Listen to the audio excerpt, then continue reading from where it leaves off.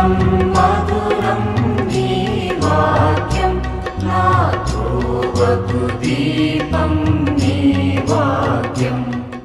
ఏసునామంలో మీకు శుభములు సమృద్ధిగా కలుగునుగాక.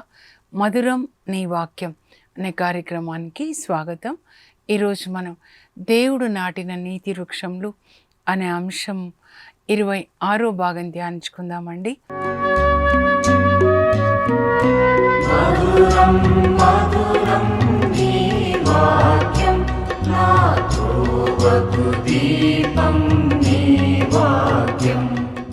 ఈరోజు దేవుడు నాటిన నీతి వృక్షం ఎవరు అంటే యోవేలు ప్రవక్త.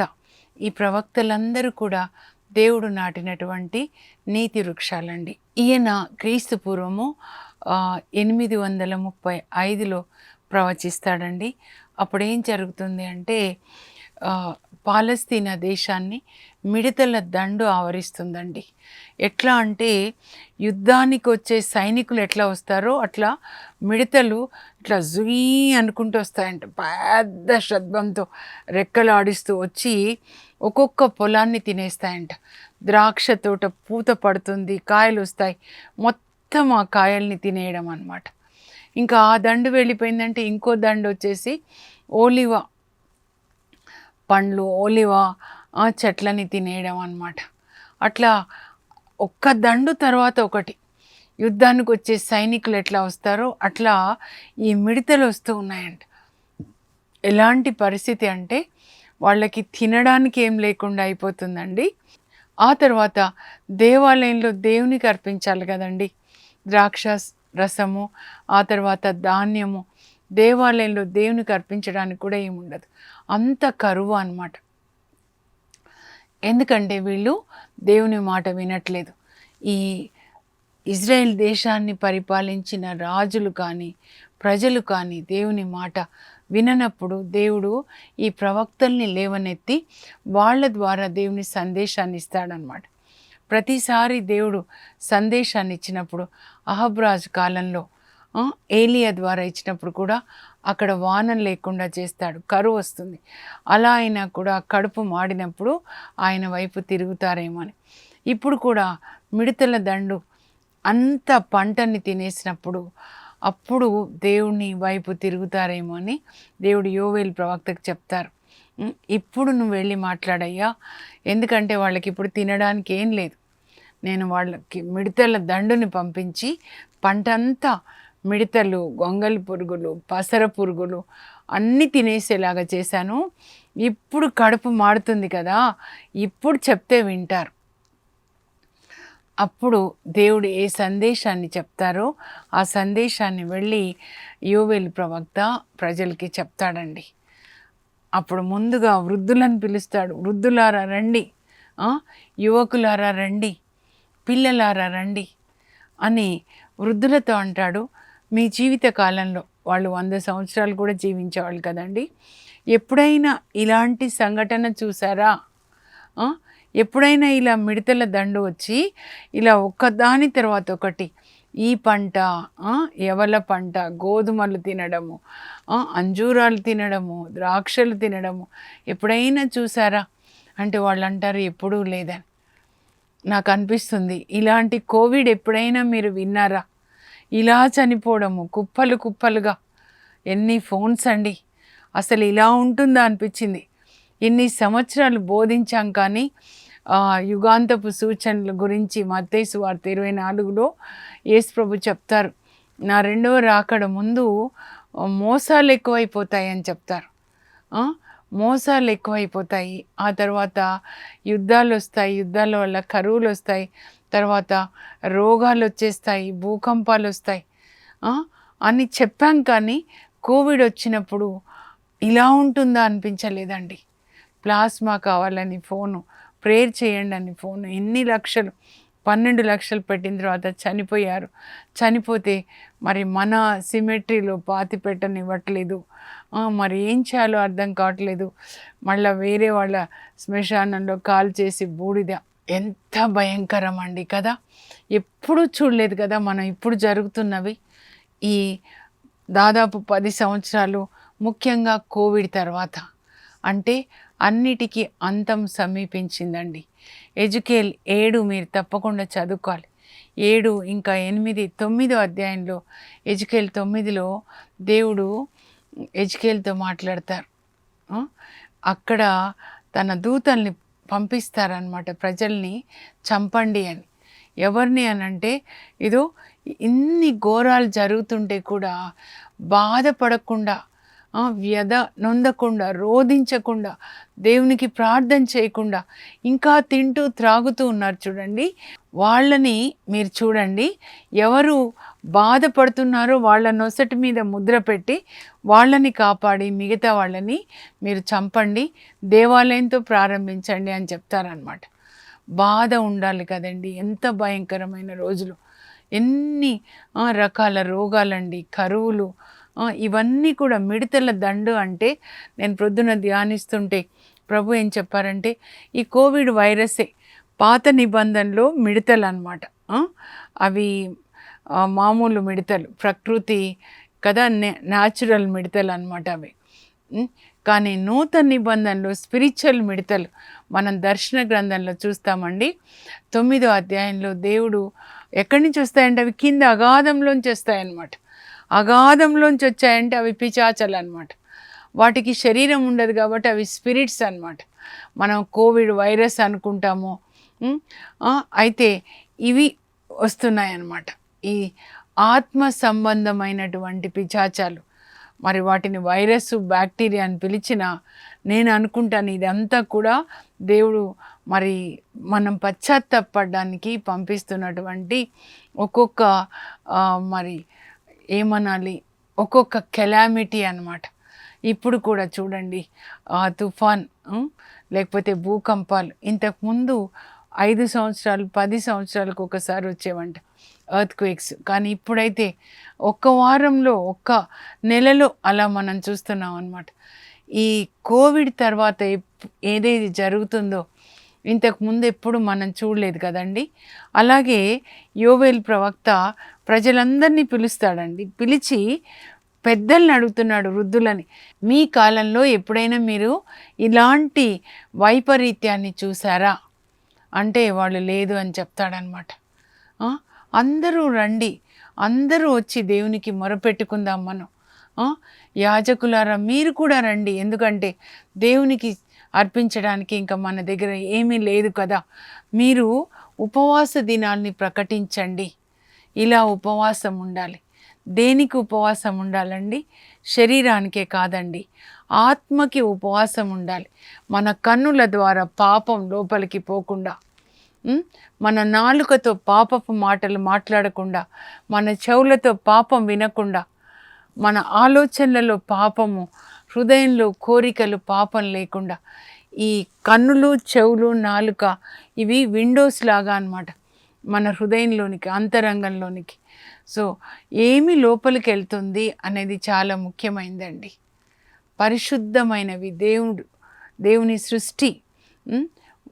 Be holy for your God is holy అన్నారు, ఒక్క మాట అన్నమాట. అంటే మీ దేవుడు పరిశుద్ధుడైనట్లే మీరును పరిశుద్ధులై ఉండండి. పరిశుద్ధత మన శరీరానికి ఇదో ఈ కన్నులు, నాలుక, మరి చెవులు, మనస్సు, ఆలోచనలకి పరిశుద్ధత. ఆ తర్వాత మన హృదయ వాంఛలు అన్నమాట, అవి దేవునికి ఇష్టంగా ఉండాలి. 19వ కీర్తనలో 14వ వచనంలో దావీదు అంటాడు, ప్రభా నా ఎదలోని తలంపులు, నా హృదయంలో ఉన్న కోరికలు, నా నోటిలోని పలుకులు నీ మన్నన బడయునుగాక. దేవునికి ఇష్టంగా ఉండాలి. అంటే దేవునికి దేవుని యొక్క వాక్యమే మన ఆలోచనలు, దేవుని యొక్క వాక్యమే ప్రకారమే మన కోరికలు. పరిశుద్ధంగా జీవించాలి. మీ దేవుడు పరిశుద్ధుడైనట్లే మీరు పరిశుద్ధులై ఉండండి. మీ తండ్రి వలె మీరు కనికరాన్ని కలిగి ఉండండి. మీ పరలోక తండ్రి పరిపూర్ణుడైనట్లే మీరును పరిపూర్ణులై ఉండండి. పరులని క్షమించండి, మీరు క్షమించబడతారు. పరులకు ఒసగండి, మీకు ఒసగబడుతుంది. పరులను తీర్పు తీర్చకండి, మీకు కూడా తీర్పు తీర్చబడదు. పరులను ఖండించకండి, మీరు కూడా ఖండింపబడరు. మళ్ళీ ఇప్పుడు యోవేలు గ్రంథానికి వద్దామండి. ఇక్కడ యోవేలు ప్రవక్త ఏం చెప్తాడంటే, యాజకులతో మీరు ఉపవాస దినాల్ని ప్రకటించండి. అప్పుడు వాళ్ళు ఉపవాస దినాల్ని ప్రకటిస్తారండి. ప్రకటించినప్పుడు అందరూ కూడా వస్తారనమాట. వచ్చినప్పుడు ఇంకా ఏం చెప్తున్నాడంటే 2:12 నుంచి చూద్దామండి. దానికి ముందు ఏంటంటే ప్రభు దినాన్ని గురించి కూడా చెప్తాడనమాట. బైబిల్ గ్రంథంలో ప్రభు దినం అంటే తీర్పు అనమాట. ప్రభు తీర్పు దినం, జడ్జిమెంట్ ఆఫ్ గాడ్ ఒక రోజు ఉందండి. మన పుట్టినరోజు ఉంది, పెళ్లి రోజు ఉంది కదా, మనం చనిపోయే రోజు ఉంటుంది, అంటే పరలోకానికి పోయారు. దానికి ముందు మనము ఈ మరణించగానే ఆత్మ శరీరం నుంచి బయటికి రాగానే మనందరికీ ఒక దినం ఉంటుందండి, తీర్పు దినం అన్నమాట. తీర్పు దినాన్ని గురించి బైబిల్ గ్రంథంలో 318 సార్లు దేవుడు మాట్లాడుతూ ఉన్నారండి. యేసు ప్రభు కూడా చెప్తారు మనకి తీర్పు ఉంటుంది అని చెప్పి. మత్తయి సువార్త 25:31లో తీర్పు దినాన ఏ అంశాలు అడుగుతారు అని కూడా ఉంటుంది. ఆకలేని వాళ్ళకి అన్నం పెట్టావా, బట్టలేని వాళ్ళకి బట్టలు ఇచ్చావా అని. తర్వాత మన తీర్పు దేని మీద ఉంటుంది అంటే మనం మాట్లాడిన మాటలు. రోమా 2:16 మన క్రియలు, ఏం క్రియలు. యేసు ప్రభు చెప్తారు, ఇదిగో నేను తొందరగా రాబోతున్నాను, వాని క్రియలను బట్టి వానికి తగిన బహుమతి తీసుకొని వస్తాను. ప్రకటన 22:12 అన్నమాట. 10 ఆజ్ఞల ప్రకారం, దేవుని యొక్క వాక్యం ప్రకారం మనకి తీర్పు ఉంటుంది. ఆ తీర్పు దినాన్ని గురించి కూడా యోవేలు ప్రవక్త ప్రవచిస్తాడండి, దేవుడు చెప్పమంటే. ఎందుకంటే మనం మర్చిపోకుండా గుర్తు పెట్టుకొనవలసింది ఏంటంటే మనకి తీర్పు దినము ఉంది. దేవుని ఎదుట నిలబడాలి, మనము దేవునికి జవాబు చెప్పాలి. మన మాటలు, క్రియలు, మన ఆలోచనలు అన్నమాట. 10 ఆజ్ఞలు ఇచ్చారు.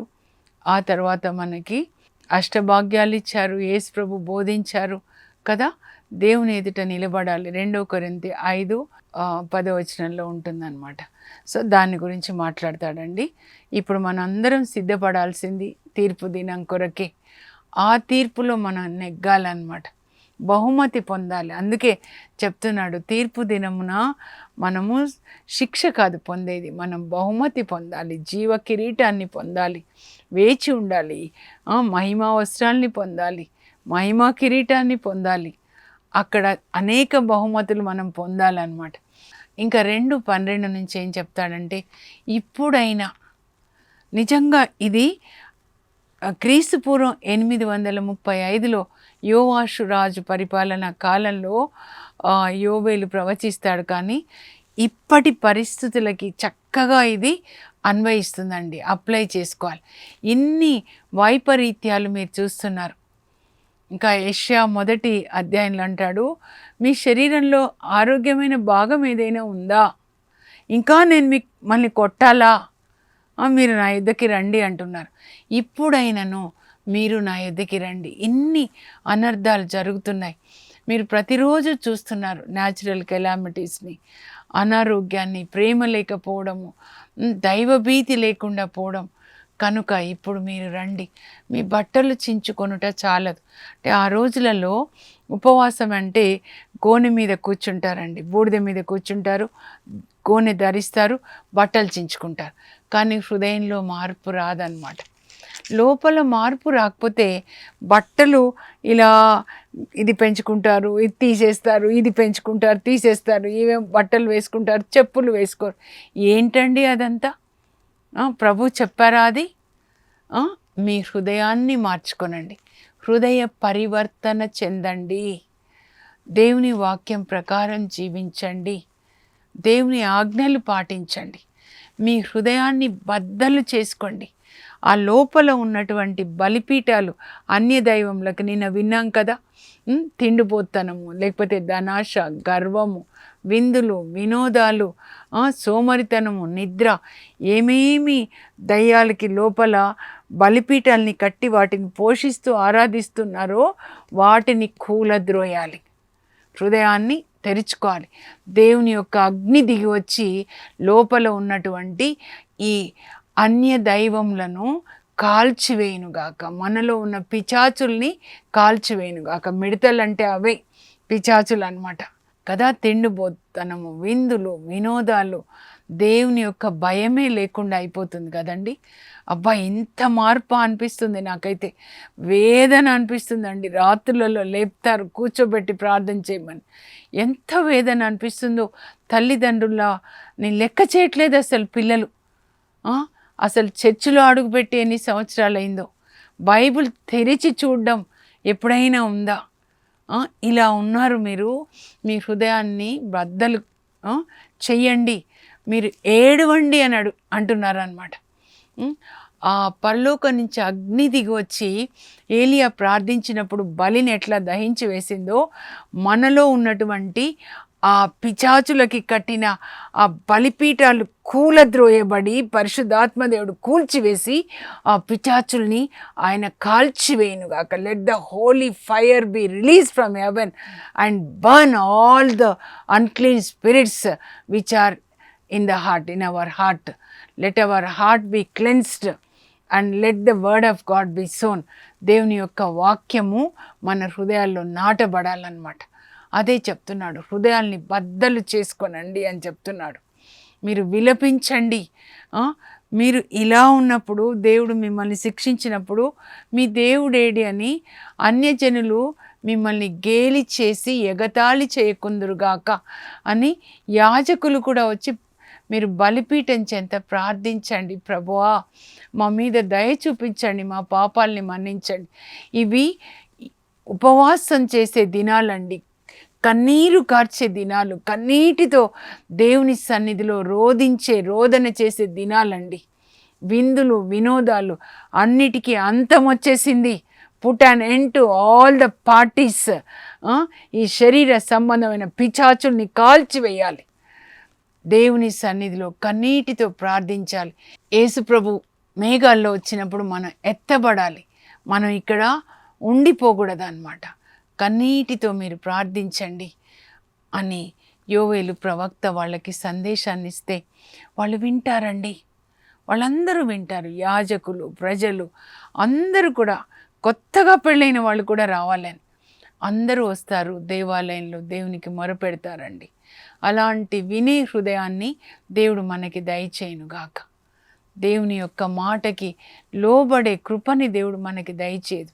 పరిశుద్ధాత్మని దేవుడు మనకి ఇవ్వాలి.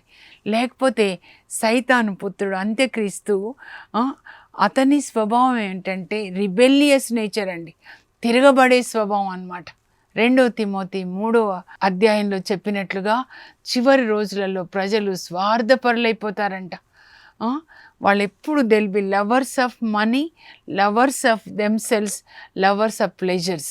డబ్బు కావాలి, ధనాశ. ఆ తర్వాత లవర్స్ ఆఫ్ ప్లెజర్స్ అన్నమాట. వాళ్ళని వాళ్ళే ప్రేమించుకుంటారు. అంతేకాని తల్లిదండ్రుల మాట వినాలి, దేవుణ్ణి ప్రేమించాలి, తల్లిదండ్రుల్ని ధిక్కరిస్తారంట. Rebellious people అయిపోతారనమాట. చూడండి, సంఖ్యాకాండం 16 జ్ఞాపకం చేస్తున్నారు. దేవుడు నాకు మోషే మీద తిరగబడతారండి. కోరా వాళ్ళు తిరగబడినప్పుడు భూమి తెరుచుకొని వాళ్ళని లోపలికి మింగేస్తుందండి.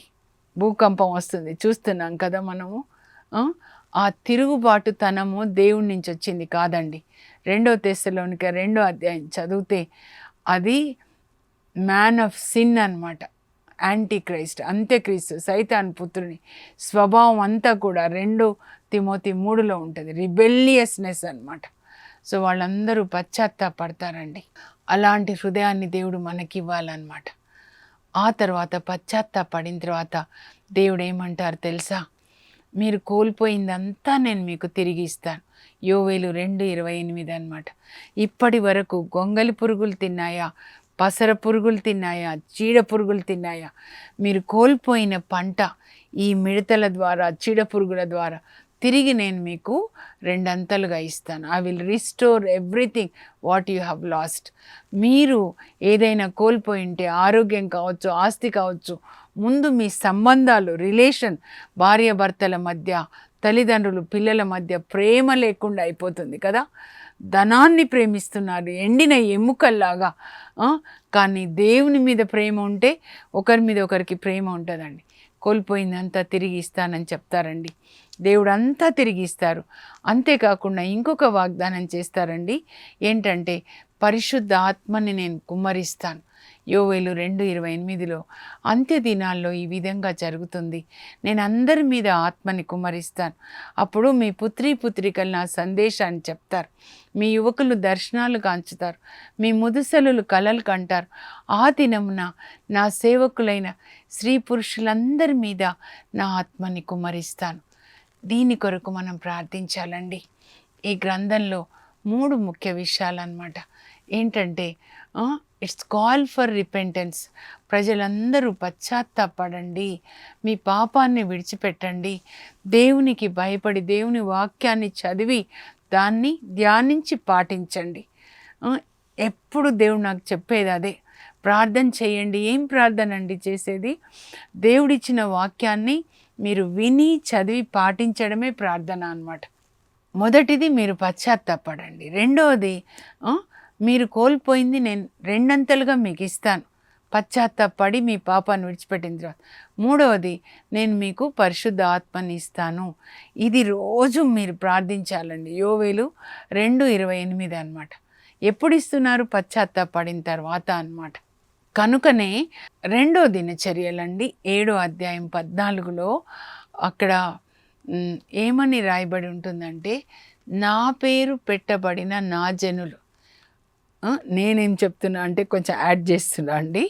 క్రైస్తవులు అని నా పేరు పెట్టబడిన నా జనులు పశ్చాత్తాపపడి తమను తాము తగ్గించుకొని నన్ను వెదకి ప్రార్థన చేసిన ఎడల నేను పరలోకం నుంచి వాళ్ళ ప్రార్థనని ఆలకించి వాళ్ళని స్వస్థపరిచి వాళ్ళని ఆశీర్వదిస్తాను. చూడండి, మనం దేవుని యొక్క ఆ కృపని పొందాలి, పరలోకం మన కొరకు తెరవబడాలి, ఆశీర్వాదాలు రావాలంటే ముందు మనము తగ్గించుకోవాలండి. పశ్చాత్తాప మనస్కులైన వాళ్ళతో నేను ఉంటానంటారు దేవుడు. యెషయా 57వ అధ్యాయంలో చెప్తారు 15లో అన్నమాట. పశ్చాత్తాప మనస్సులంటే చేసిన పాపానికి దేవుని ఎదుట దాన్ని ఒప్పుకోవడం, పరితపించాలి, నేను పాపిని, నన్ను మన్నించండి ప్రభు అని పశ్చాత్తాపడి వినయాత్ములు అంటే దేవుని వాక్యం ప్రకారం జీవించేవాళ్ళు అన్నమాట. మీరు మిమ్మల్ని మీరు తగ్గించుకోనండి. గర్వం వద్దు.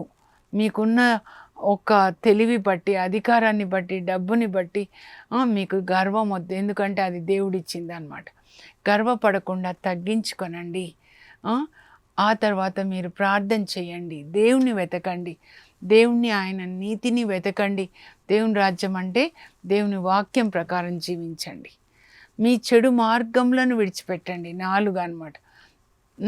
మనం తగ్గించుకోవాలి, తర్వాత ప్రార్థన చేయాలి, దేవుని యొక్క నీతిని వెతకాలి, తర్వాత చెడు మార్గంలను విడిచిపెట్టండి. అప్పుడు నేను పరలోకం నుంచి మీ ప్రార్థన ఆలకించి మిమ్మల్ని స్వస్థపరుస్తాను. ఇవన్నీ చెడు మార్గాలంతా చెడు చేస్తూ ఇష్టం వచ్చినట్లు జీవిస్తూ వచ్చి ప్రార్థన చేస్తే దేవుడు జవాబు ఇవ్వరండి. మీరు ఆ చెడుని విడిచిపెట్టాలి, దేవుని వాక్యం ప్రకారం జీవించాలి. అప్పుడు మన ప్రార్థనకి దేవుడు జవాబు ఇస్తారు. ఏలియా ప్రార్థిస్తాడు, వర్షం ఇవ్వండి ప్రభు అంటే వర్షం ఇస్తారు. నేను ముఖ్య అంశాలు ఒకసారి చదువుతాను, మీరు రాసుకోనండి. ఎందుకంటే ఒక గ్రంథం చదివినప్పుడు ఇందులో సారాంశం ఏంటి, ఈ గ్రంథం ద్వారా దేవుడు నాకేం చెప్తున్నారు అని ముందు ఆ ముఖ్యాంశాలు, మెయిన్ పాయింట్స్ మనకు తెలియాలండి. దేవుడు చెప్పేది ఒకటేనండి ప్రవక్తల ద్వారా, ఏంటంటే మీరు పశ్చాత్తాపడండి, పాపాన్ని విడిచిపెట్టండి, దేవుని వాక్యం ప్రకారం జీవించండి అని. నేను చదువుతాను ముఖ్యమైన పాయింట్స్, మీరు స్క్రీన్ మీద చూసి దయచేసి రాసుకోనండి, ఓకేనా. యోవేలు ప్రవక్త, హీబ్రూ భాషలో యోఎల్ అండి. యో అంటే యావే, ఎల్ అంటే గాడ్. యావే ఈజ్ గాడ్. ప్రజలు పశ్చాత్తాపపడవలెను. People should repent for their sins. దేవుడు మన నుంచి కోరుకునేది ఇదేనండి. అప్పుడు మీరు కోల్పోయిన దానిని రెండంతలుగా పొందెదరు. Restoration of what you lost in double measure. ఆ తర్వాత పరిశుద్ధాత్మ కుమ్మరింపు. ఈ లోక ఆశీర్వాదాలే కాదండి, పరలోక ఆశీర్వాదం. పరిశుద్ధాత్మ కుమ్మరింపు, outpouring of the Holy Spirit. అపోస్తుల కార్యాలు 2:17 పెంతెకొస్తు దినాన ఇది నెరవేరుతుందండి. ప్రభు దినాన్ని గురించి కూడా యోవేలు ప్రవచిస్తాడు. దేవుడు లేని జీవితము మిడతలు తినేసిన పైరు లాంటిది అని ఇందులో సారాంశం అండి. చరిత్రని నడిపించేది కూడా దేవుడే. సర్వశక్తిమంతుడైన దేవుని ఆధీనంలో అన్ని దేశాలు, అన్ని రాజ్యాలు, అన్ని అధికారాలు, అలాగే నేచర్ కూడా ఆయన చేతిలో ఉంటుంది. కనుక దేవుడు ప్రజల్ని శిక్షించాలంటే నేచర్ని, ప్రకృతిని కూడా వాడుకుంటాడనమాట. ప్రార్థన చేసుకుందాం. పరలోకపు మా తండ్రి, మీ పరిశుద్ధ నామమునకు స్తోత్రం కలుగును గాక. మీరు మాకు పిలుపునిస్తున్నారు ప్రభా. మీరు పశ్చాత్తాపడండి, మీ పాపాన్ని విడిచిపెట్టండి, చెడు మార్గాల్ని విడిచిపెట్టండి, తగ్గించుకొనండి, గర్వాన్ని విడిచిపెట్టండి. సొంత నిర్ణయాలు తీసుకోకుండా బైబిల్ గ్రంథాన్ని చదివి అందులో మీరు చెప్పింది పాటించేటట్లుగా మాకు కృపని దయచేయండి. అప్పుడు నేను మిమ్మల్ని ఆశీర్వదిస్తాను. మీరు దేన్ని కోల్పోయారో, ఆరోగ్యాన్న, ఆనందాన్న, ఆస్తిన, అన్నీ కూడా నేను మీకు తిరిగి ఇస్తాను. అంతేకాదు పరిశుద్ధాత్మని ఇస్తాను. అప్పుడు మీ యువకులు దర్శనాలు కాంచుతారు, మీ ముదసలు కలలు కంటారు. నా సేవకులైన స్త్రీ పురుషులందరి మీద నా ఆత్మని నేను కుమ్మరిస్తాను అని చెప్తున్నారు. పరిశుద్ధాత్మ వాగ్దానాన్ని కూడా మీరు ఇస్తున్నారు ప్రభా. ఇవన్నీ పొందడానికి కృప దయచేయండి. పరిశుద్ధాత్మదేవ మా అందరి మీదకి రండి, మా హృదయాల్లోనికి రండి ప్రభా. యెషయా హృదయంలోనికి వెళ్ళి ఆయన పాపాన్ని చూపించి, పాప స్థితిని చూపించి, పాపాన్ని ఒప్పించి, పశ్చాత్తాపంలోనికి నడిపించి, పాపాలు ఒప్పుకునేలాగా చేసి పాపాన్ని విడిచిపెట్టడానికి కృపనిచ్చారు. అతన్ని శుద్ధి చేశారు, యెషయాని వాడుకున్నారు ప్రభా. మమ్మల్ని కూడా శుద్ధి చేయండి. పశ్చాత్తాప హృదయం దయచేయండి ప్రభా. పాప స్థితిని చూపించండి నాయన. మా అందరికీ కూడా పాపాన్ని విడిచిపెట్టి వాక్యం ప్రకారం జీవించే కృప మాకు దయచేయండి. ఈ బిడ్డలందరూ ముందు కుటుంబంగా కూర్చొని బైబిల్ గ్రంథాన్ని చదువుకొని ప్రభా దాని ప్రకారం జీవించేటట్లు ఇంటి యజమానులని ముందు తాకండి ప్రభా. తల్లిని తాకండి ప్రభా. తల్లి తండ్రి పిల్లల్ని కూర్చోబెట్టి వాళ్ళకి వాక్యం చెప్పేటట్లుగా అన్నమ్మ జోకీం గారు మరియ తల్లిని ఎలా పెంచారో దేవుని మహిమ కొరకు, మరియ తల్లి యోసేపు యేసు ప్రభుని ఎలా పెంచారో అలా మా బిడ్డల్ని పెంచడానికి కృప దయచేయండి. యేసు నామంలో అడుగుచున్నాం తండ్రి, ఆమేన్. ఇవి తినే రోజులు కాదండి, త్రాగే రోజులు కాదండి, విందులు వినోదాల దినాలు కాదు. అన్నిటికీ అంతం వచ్చింది. కనుక ప్రతి కుటుంబం కూడా కూర్చొని బైబిల్ గ్రంథాన్ని పిల్లలకి చెప్పండి, వాళ్ళకి బైబిల్ కొనివ్వండి, దాని ప్రకారం జీవించేటట్లుగా పరిశుద్ధ ఆత్మని అడగండి. మీ కుటుంబాలు దేవుని సన్నిధి ఉన్న కుటుంబాలుగా అన్నమ్మ జోకీంలు ఎలా పెంచారు మరియ తల్లి దేవుని మహిమ కొరకు, మరియ తల్లి జోజప్ప గారు ఎలా పెంచారు యేసు ప్రభుని దేవుని చిత్తం చేయడానికి, అలాంటి కృప దేవుడు తల్లిదండ్రులకి దయచేయునుగాక. God bless you. Have a blessed day.